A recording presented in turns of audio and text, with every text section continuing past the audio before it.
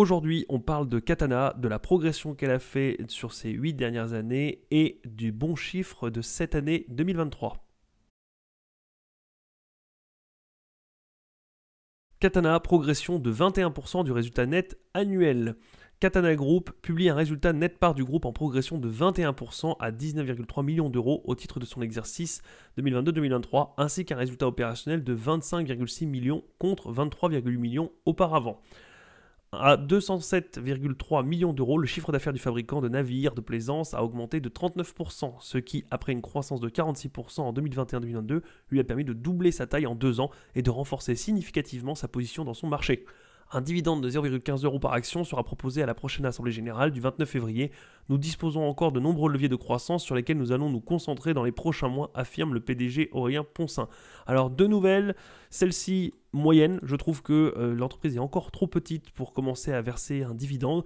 Moi, je préférais qu'il se concentre sur l'acquisition de la croissance externe, l'acquisition de concurrents ou même sur de nouveaux marchés, peu importe. Mais par contre, excellente nouvelle, de nombreux leviers de croissance sur lesquels nous allons nous concentrer. Donc, le PDG reste confiant, le PDG même annonce, est plutôt ambitieux de dire de nombreux leviers de croissance, ce qui est une très bonne nouvelle.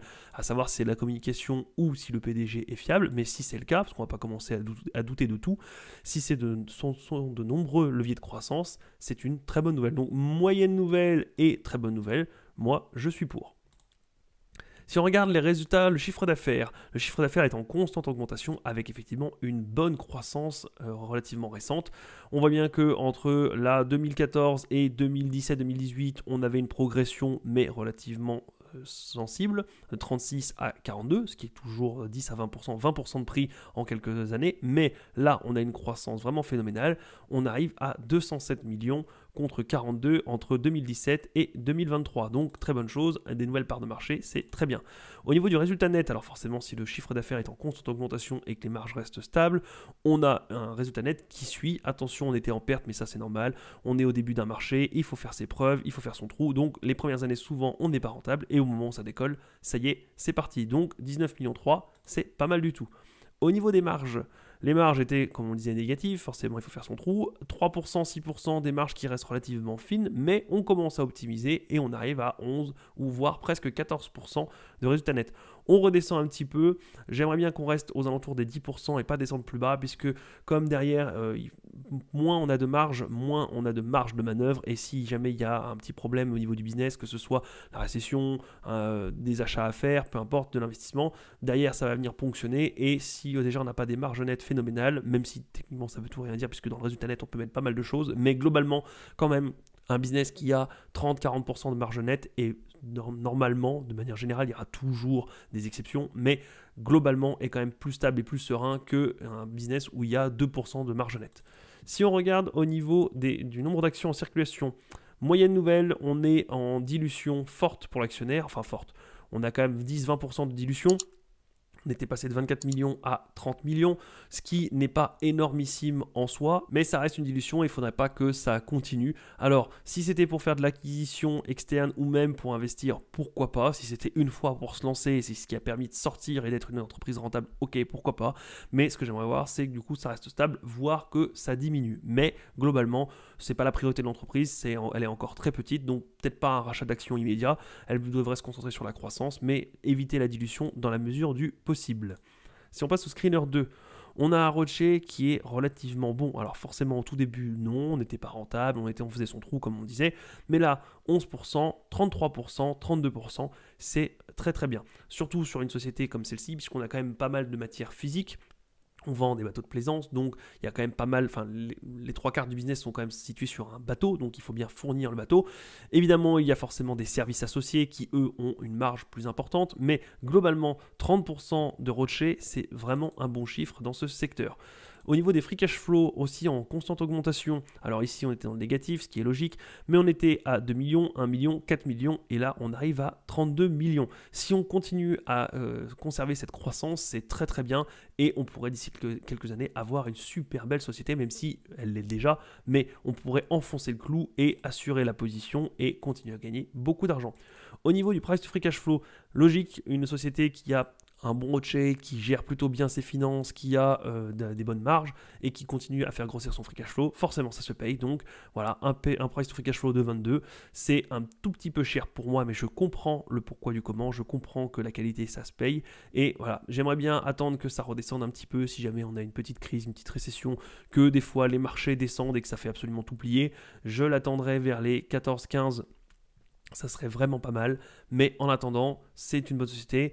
Ici, c'était l'occasion d'en prendre si vous étiez confiant sur le dossier aux alentours de juin 2022, enfin même la période avant, de février à janvier 2023, un price to cash flow de 5.